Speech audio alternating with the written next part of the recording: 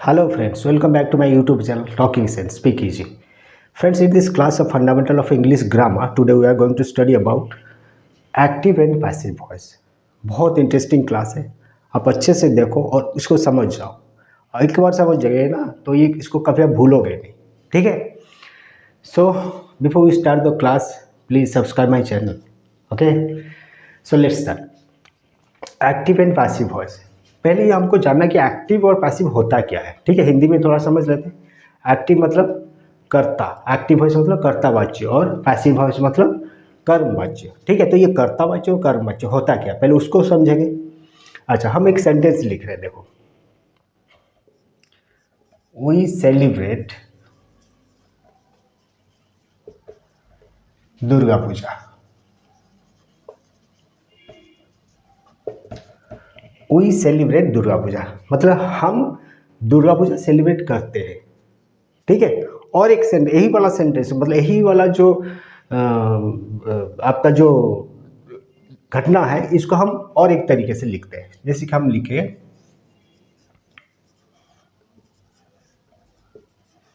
Durga Puja is celebrated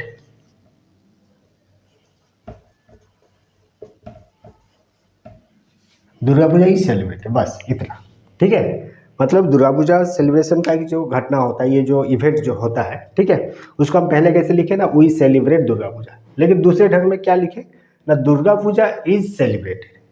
तो ये दोनों में अंतर क्या है, देखो, तभी आपको समझ में आ जाएगा कि एक्टिव क्या है और पैसिव क्या है। देखो, दोनों में अंतर ये है कि पहले हम क्या लिखे ना, वी सेलिब्रेट दुर्गा पूजा, ये सब्जेक्ट हो गया, ये आपका वर्ब हो गया। और क्या करते हैं हम लोग, सेलिब्रेट करते हैं। क्या सेलिब्रेट करते हैं, दुर्गा पूजा सेलिब्रेट करते हैं, मतलब ये हो गया आपका कर्म, ठीक है। ये हो गया आपका कर्ता और ये हो गया आपका कर्म, ठीक है। तो ये हो गया कर्ता और ये हो गया कर्म। तो पहले सेंटेंस में क्या है ना, आपका जो सब्जेक्ट या कर्ता क्या कर रहा है उसी के बारे में बोला जा रहा है। कौन कर रहा है, कर्ता जो है उसको, उसके बारे में बोला कि ये सेलिब्रेट कर रहा है, ठीक है। लेकिन सेकेंड सेंटेंस में आप देखो, इसमें क्या लिखा है, ये जो ऑब्जेक्ट जो मतलब कर्म जो है, उसको इंग्लिश में क्या कहते हैं, ये कर्ता जो होता है उसको हम इंग्लिश में कहते हैं सब्जेक्ट, और ये होता है आपका ऑब्जेक्ट, ठीक है। तो ऑब्जेक्ट तो पहले हम यहाँ लिखे, मतलब कर्म को हम यहाँ लिख दिए, ठीक है। दुर्गा पूजा इज सेलिब्रेटेड मतलब दुर्गा पूजा सेलिब्रेट। यहाँ कौन सेलिब्रेट करता है उसके बारे में देखो लिखे भी नहीं है हम, है ना, वो इम्पोर्टेंट नहीं है। कौन सा काम हो रहा है उसके बारे में हम लिख रहे हैं या उसके बारे में हम बोल रहे हैं। दुर्गा पूजा इज सेलिब्रेटेड मतलब जो कर्म है उसी के बारे में यहाँ बोला जा रहा है, मतलब उसी को एम्फासिस दिया जा रहा है, ठीक है। तो पहला वाला जो है कर्ता के मतलब जिसमें कर्ता के बारे में बोला जाता है, वो हो जाता है आपका एक्टिव वॉइस, ठीक है। वो वाला होता है आपका वैसे वाला सेंटेंस का आप एक्टिव वॉइस कहोगे। और जिसमें कर्म कर्म के बारे में एम्फासिस दिया जाता है और कर्म को पहले बोला जाता है, उसको आप कहोगे पैसिव वॉइस सेंटेंस, ठीक है। तो ये हो गया आपका एक्टिव वॉइस सेंटेंस और ये हो गया आपका पैसिव वॉइस सेंटेंस, है ना, मतलब कर्तावाच्य और ये कर्मवाच्य, ठीक है। एक्टिव वॉइस मतलब कर्तावाच्य और पैसिव वॉइस मतलब कर्मवाच्य। अभी समझ में आ गया एक्टिव एंड पैसिव वॉइस क्या होता है, ठीक है। तो अभी समझेंगे ये जो एक्टिव वॉइस और पैसिव वॉइस हम कैसे करेंगे। पैसिव करने के लिए कोई भी एक्टिव वॉइस का सेंटेंस अगर रहेगा, उसको अगर हमको पैसिव करना होगा तो हमको एक तो चीज़ ध्यान देना होगा। पैसिव करेंगे कैसे, जब कर्म रहेगा तब जाके पैसिव करेंगे ना। अगर कर्म नहीं रहेगा तो कैसे पैसिव करेंगे। फॉर एग्जाम्पल अगर हम लिखे जैसे कि we are going to school, ठीक है। तो ये हो गया आपका सब्जेक्ट, ये वर्ब हो गया to school, we are going to school, ये आपका ये टू स्कूल, ये ऑब्जेक्ट है क्या, आपको कैसे पता चलेगा ऑब्जेक्ट है कि नहीं। देखो ये क्या है वो अलग बात है, लेकिन आप पहले इतना ध्यान लो कि ऑब्जेक्ट है कि नहीं। तो ऑब्जेक्ट जानने के लिए एक जो प्रोसेस होता है, ठीक है। तो ऑब्जेक्ट कैसे जानेंगे, दोनों क्वेश्चन होता है, एक होता है व्हाट और एक होता है whom, ठीक है। व्हाट और whom, ये दोनों क्वेश्चन अगर हम करेंगे और उसका जवाब आ जाता है तो जान लो कि ऑब्जेक्ट है सेंटेंस में। कैसे, जैसे अगर हम बोले ये वाला we are going to school, हम स्कूल जा रहे हैं, अगर आप बोलोगे व्हाट मतलब क्या होता है, क्या होता है, अब क्या जा रहे हो, ऐसे होता है क्या जा रहे हो, क्या के लिए हमको कुछ आंसर मिलेगा? टूज के लिए आंसर मिलेगा नहीं। हुम के लिए, किसके लिए जा रहे हो, किसका जा रहे हो? हुम मतलब को क्या होता है? कौन, है ना? कौन जा रहे हो, कौन जा रहे हो ऐसे होगा क्या? उसका आंसर मिलेगा किसको या कौन, उसका आंसर मिलेगा नहीं मिलेगा। तो इसका मतलब ये ऑब्जेक्ट नहीं है। लेकिन इसमें देखो, वी सेलिब्रेट दुर्गा पूजा, इसमें क्या सेलिब्रेट करते हो? व्हाट, तो आंसर आ जा रहा है दुर्गा पूजा, मतलब ये ऑब्जेक्ट हो गया। ठीक है, और एक सेंटेंस लिख रहे हैं,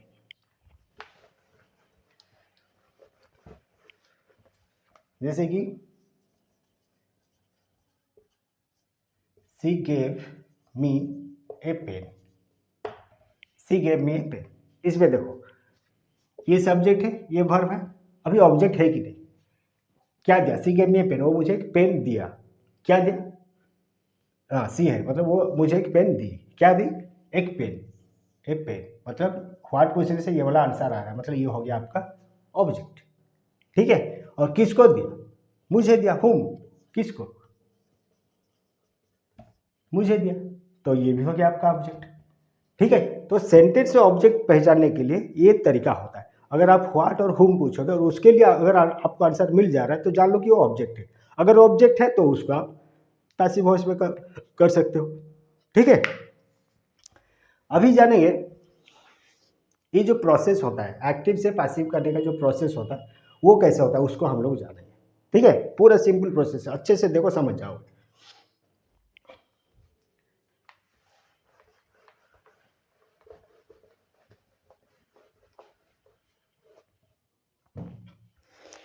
देखो, पहले एक सेंटेंस हम लिख रहे हैं, एक्टिव वॉइस का सेंटेंस लिख रहे हैं।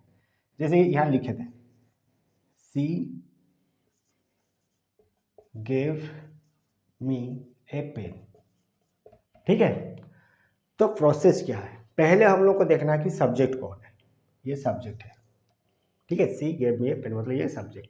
वर्ब कौन है? ये वर्ब है, ये हो गया आपका सब्जेक्ट, और ये हो गया आपका वर्ब।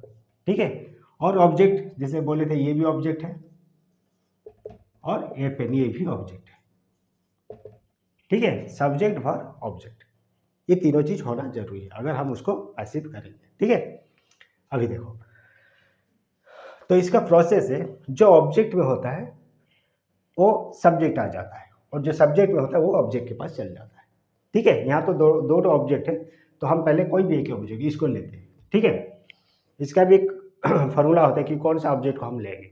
चलो ये वाला सेंटेंस छोड़ो, और एक दूसरा सेंटेंस सिंगल ऑब्जेक्ट वाला देखते हैं। ठीक है,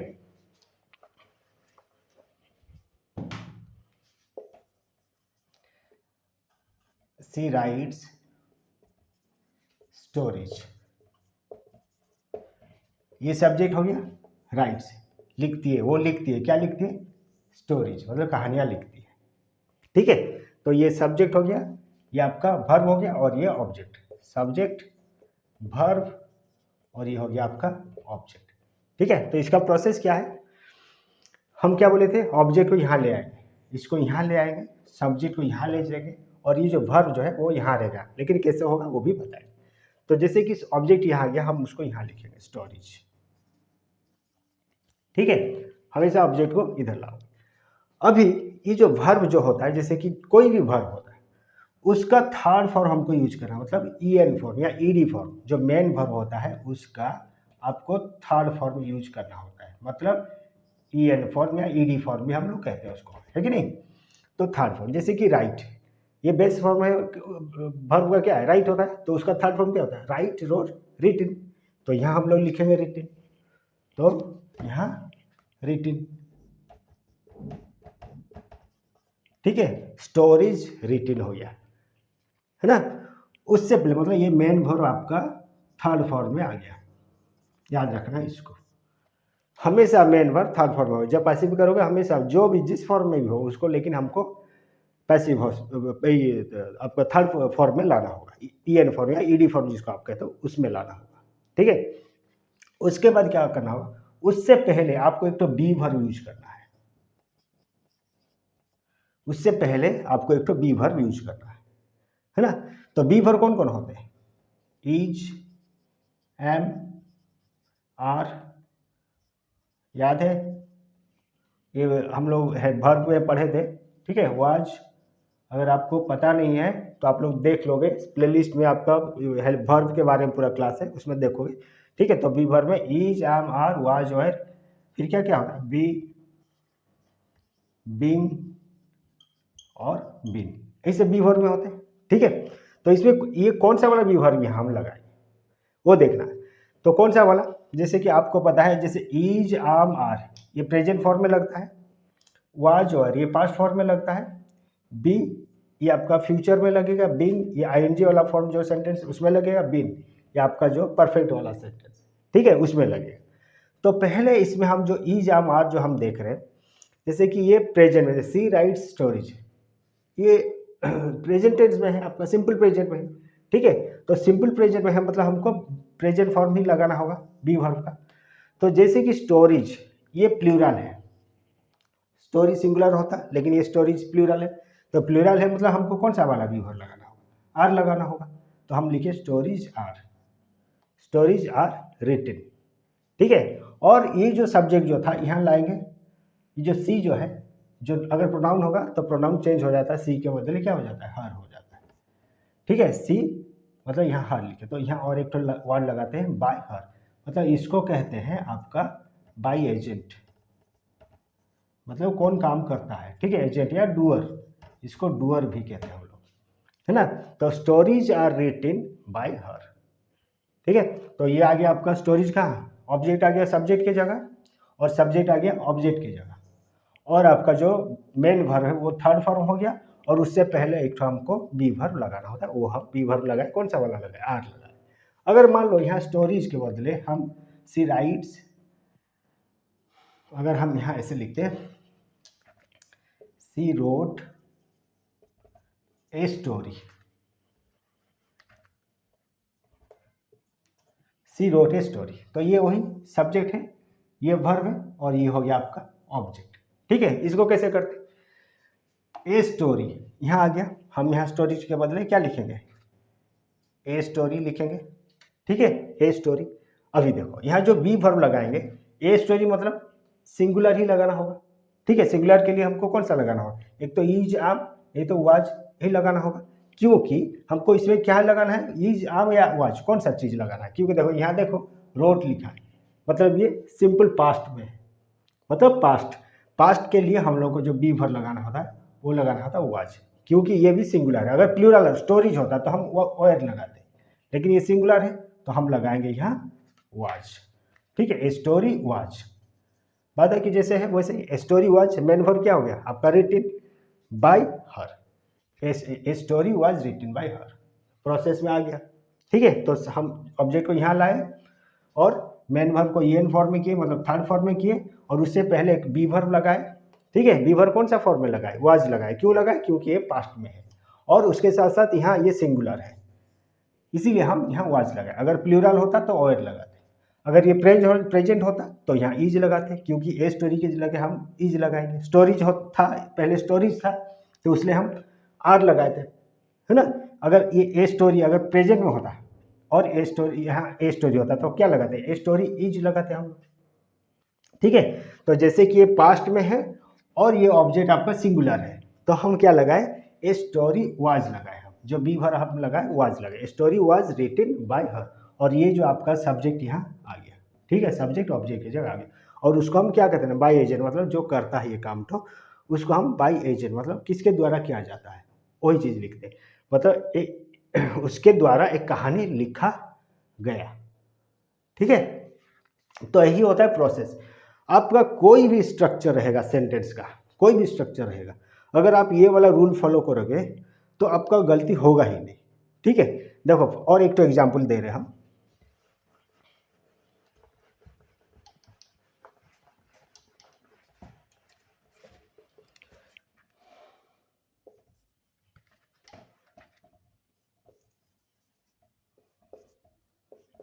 द PM is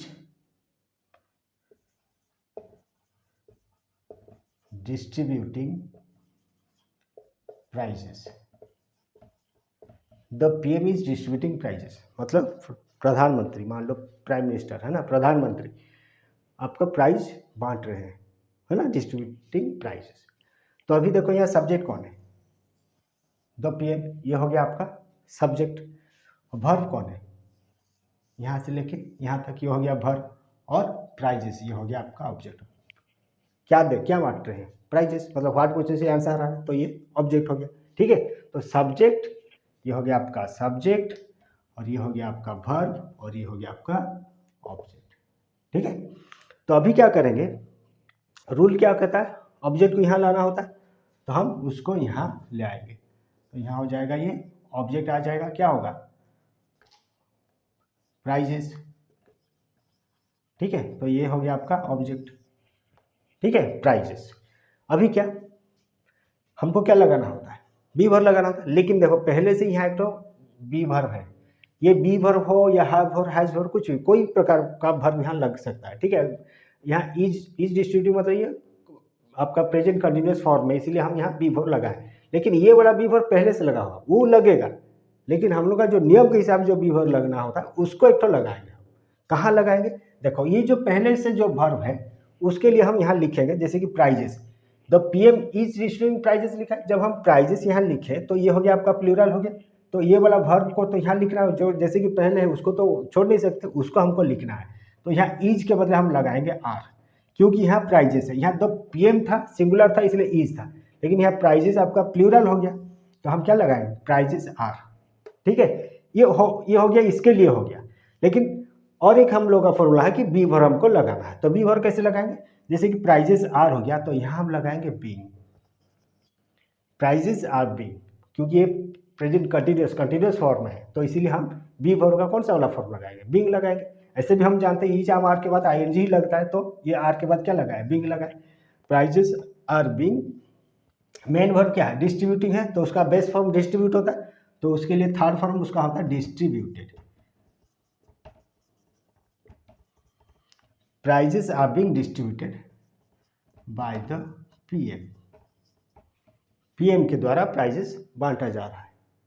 ठीक है, तो ये हो गया आपका रूल, और रूल के हिसाब से एक्टिव से हम पासिव कर सकते हैं। कोई भी स्ट्रक्चर रहेगा आपको गलती होगा ही नहीं, अगर आप रूल के हिसाब से और रूल को फॉलो करते हुए उसको अगर पासिव में चेंज करोगे गलती होगा ही नहीं। ठीक है, तो आज का क्लास खत्म होता है यहाँ। इसको लेकर और भी जो स्ट्रक्चर्स हैं आपके, जैसे कि मान लो परफेक्ट वाला स्ट्रक्चर है आपका, परफेक्ट कंटिन्यूअस वाला स्ट्रक्चर है, या आपका प्रेजेंट कंटिन्यूअस, पास्ट कंटिन्यूअस का जो स्ट्रक्चर, उसको लेके हम लोग एक्टिव टू पैसिव और भी करेंगे, और भी क्लास करेंगे। ठीक है, लेकिन ये क्लास को यहाँ ख़त्म करते हैं। जितना भी आप यहाँ हम आपको दिखाएं और समझाएं, आप उतना चीज़ आप पहले समझ लो और उसको फॉलो करो, देखोगे अपने आप जो स्ट्रक्चर हम बताएंगे नेक्स्ट क्लास में वो भी आप खुद कर सकते हो, उससे पहले, मेरे से पहले आप उसको कर सकते हो। ठीक है, तो ख़त्म करते हैं यहाँ, और क्लास ख़त्म होने से पहले थोड़ा सब्सक्राइब कर दो चैनल को। ठीक है।